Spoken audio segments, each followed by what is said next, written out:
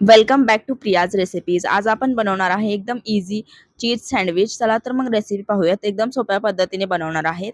सगळ्यात अगोदर आपण पॅनमध्ये बटर टाकून घेणार आहोत. बटर छान गरम झाल्यानंतर यामध्ये आपण शिजवून घेतलेले बटाटे टाकायचे आहेत. त्यांना छान असं मॅश करून घ्यायचं आहे. वरून चवीपुरतं मीठ टाकायचं आहे. तुम्ही कितपत तिखट खाता त्या प्रमाणात मिरची पावडर टाकायची आहे. चिली फ्लेक्स टाकायचे, ऑर्गॅनो टाकायचं, ब्लॅक पेपर टाकायचं आहे.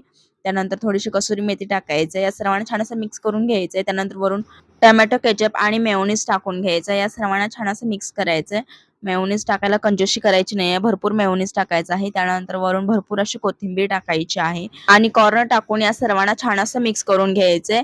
त्यानंतर ब्रेड घ्यायचा आहे. वरून भरपूर असा आपण जो मसाला तयार करून घेतलेला आहे बटाट्याचा तो लावून घ्यायचा आहे. त्यानंतर कांदा टोमॅटो अशा प्रकारे ठेवून घ्यायचे.